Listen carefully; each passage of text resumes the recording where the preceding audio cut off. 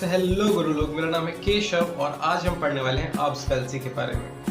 जो हमारी अब्स पैल्सी है वो हमारे अपर लिम्ब की क्लिनिकल कंडीशन है जिसमें हमारा जो हैंड है वो वेटर टिप्स डिफॉर्मिटी में चला जाता है। तो आज हम इस क्लिनिकल कंडीशन के बारे में पढ़ेंगे।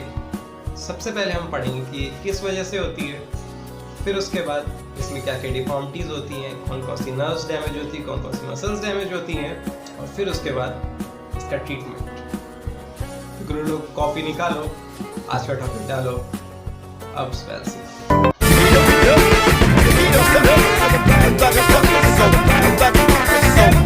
सबसे पहले हम बात करते हैं कि अब्स पैल्सी होती किस वजह से है। तो हमारी अब्स पैल्सी है वो हमारे अब्स पॉइंट के कंप्रेशन की वजह से होती है। तो हमारा अब्स पॉइंट क्या होता है? अब्स पॉइंट हमारे क्लेविकल से 2 से 3 सेंटीमीटर ऊपर यहाँ पे ब्रेकियल प्लेक्सस में एक पॉइंट होता है जो हमारे 6 नर्व्स का जंक्शन होता है, जिसमें हमारी जो मेन नर्व रूट्स इन्वॉल्व होती हैं वो होती है C5 और C6, और C5 C6 के बाद उसके फर्दर जो कंटिन्यूएशन होते हैं वो इन्वॉल्व होते हैं। तो जो 2 नर्व्स होती हैं वो होती हैं सबक्लेवियस नर्व और सुप्रास्कैपुलर नर्व, और इसके बाद हमारे जो C5 और C6 हैं वो मिलकर के अपर ट्रंक या superior trunk of brachial plexus बनाते हैं, और फिर वो ट्रंक फर्दर डिवाइड होता है एंटीरियर और पोस्टीरियर कंपार्टमेंट में। तो और जहाँ पे ये 6 के 6 मिलते हैं, जो जंक्शन होता है उसे हम बोलते हैं अब्स पॉइंट, और ये अब्स पॉइंट हमारे ब्रेकियल प्लेक्सस का काफ़ी मेन पार्ट है। तो अगर आपको ब्रेकियल प्लेक्सस के बारे में डिटेल में जानना है तो यहाँ पे लिंक फ्लैश हो रहा होगा, वीडियो को आप जाकर के देख सकते हैं, और मैं डिस्क्रिप्शन में भी लिंक डाल दूंगा। तो back to the abs palsy. Abs palsy हमारे अब्स पॉइंट में कंप्रेशन की वजह से हो रही थी। तो अब अब्स पॉइंट जो है वो हमारा कंप्रेस होता किन वजह से? जो हमारे 90 से 80% केसेस होते हैं वो होते हैं हमारे बर्थ के टाइम पे। तो बर्थ के टाइम पे क्या होता है कि अगर डिलीवरी गलत तरीके से हो रही है, अगर हेड को ज़्यादा ज़ोर से खींच लिया तो यहाँ पे क्या होगा कि यहाँ पे बहुत ज़्यादा स्ट्रेच हो जाएगा, शोल्डर और हेड के बीच में बहुत ज़्यादा स्ट्रेच आएगा। तो यहाँ पे जो हमारा अब्स पॉइंट है वो कंप्रेस हो जाता है। तो अगर अडल्ट्स में हो रहा है तो हमारा क्लेविकल अगर फ्रैक्चर हो गया, फ्रैक्चर होकर के वो यहाँ पे आकर के अब्स पॉइंट कंप्रेस कर देता है, तो हो सकता है हमारी अब्स पैल्सी हो सकती है। या फिर हमने कोई ऐसा विगरस वर्क कर लिया है जिसकी वजह से पूरा हमारा ये शोल्डर रीजन पूरा ऐसे स्ट्रेच हो गया है, तो हो सकती है हमें अब्स पैल्सी। तो ये हो गए हमारे कॉजेस। अब आते हैं कि इसकी वजह से क्या क्या चीज़ें डैमेज होती है। तो सबसे पहले हमारा क्या डैमेज होगा? जिस 2 नर्व्स हमारे निकल रही थी, सुप्रास्कैपुलर नर्व और सबक्लेवियस नर्व। सबसे पहले बात करते हैं हम सुप्रास्कैपुलर नर्व की। तो जो हमारी सुप्रास्कैपुलर नर्व है ये हमारी ऑरिजिनेट होती है अपर ट्रंक या फिर superior trunk of brachial plexus से। फिर उसके बाद ये हमारे सप्लाई करती है सुप्रास्पाइनेटस मसल और इंफ्रास्पाइनेटस मसल को। तो ये जो दोनों मसल्स हैं ये हमारे रोटेटर कफ की 2 मेन मसल्स हैं। जो हमारा रोटेटर कफ है वो हमें हेल्प कराता है लेटरल रोटेशन ऑफ शोल्डर और स्टेबिलिटी प्रोवाइड करता है हमारे ग्लिनोह्यूमरल जॉइंट को।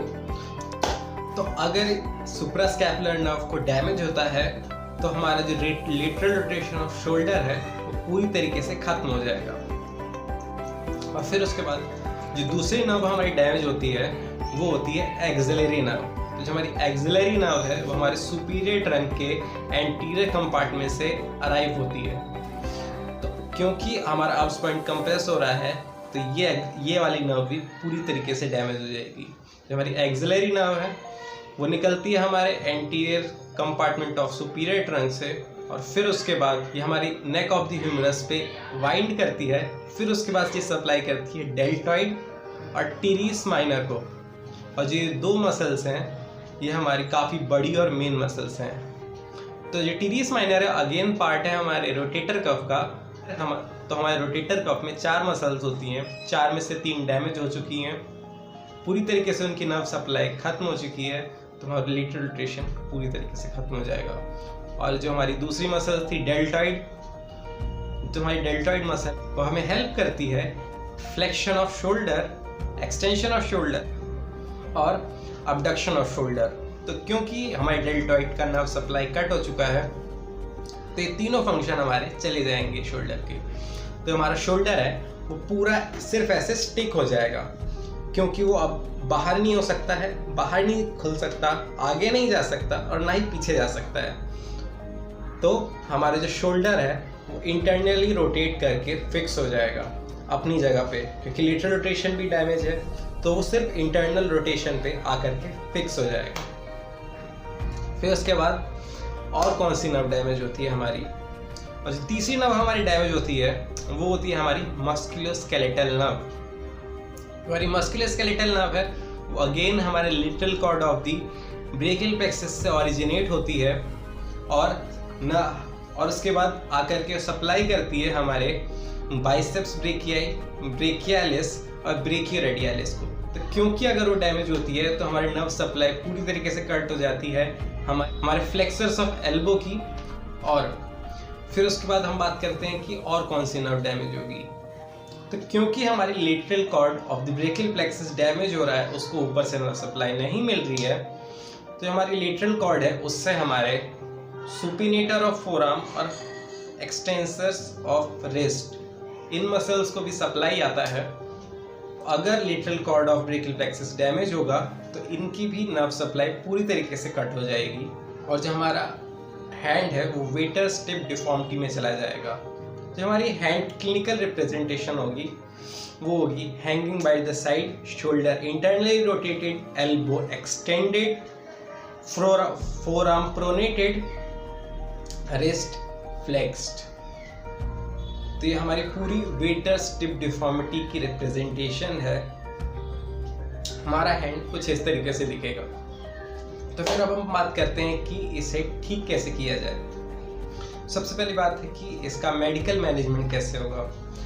तो इसके मोस्ट ऑफ द जो केसेस होते हैं 90 से 80% केसेस वो बर्थ के बाद 1 से 2 साल में पूरी तरीके से ठीक हो जाते हैं, बिल्कुल बैक टू द नॉर्मल हो जाता है, क्योंकि टाइम के साथ साथ अपने आप ही पूरी तरीके से हील हो जाती है बच्चों में।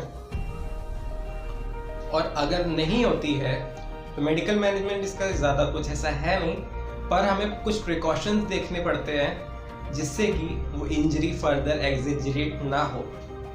तो हमें क्या क्या प्रिकॉशंस देखने पड़ते हैं बच्चों में, कि जो बच्चा है वो जिस साइड की इंजरी है उस साइड लाइन में ना सोए, उस बच्चे को उस हाथ से पकड़ के डायरेक्ट उस हाथ से पकड़ के ना उठाया जाए, या फिर अगर उसे कपड़े पहनाए जा रहे हैं तो पहले इंजर्ड हाथ डाला जाए, जिससे कि इंजरी कम से कम एग्जैजरेट होगी, कम से कम बढ़ेगी। तो ये थे कुछ प्रिकॉशंस जो हमें लेने होते हैं बच्चों में, जिससे कि इंजरी ज़्यादा ना बढ़े और 1 से 2 साल में बैक टू द नॉर्मल पूरी तरीके से ठीक हो जाएगी इंजरी। लोग दैट्स इट फॉर टुडे। इतना ही था अब्स पैल्सी में। लोग अगर आपको वीडियो पसंद आए तो लाइक कर दो, दोस्तों को दिखाना चाहते हो तो शेयर कर दो, और अगर इसमें वैसे कुछ छूट गया है तो आप अगर कमेंट में बता सकते हैं, और चैनल को सब्सक्राइब तो कर ही देना। मिलते हैं अगले वीडियो में। Somebody that just so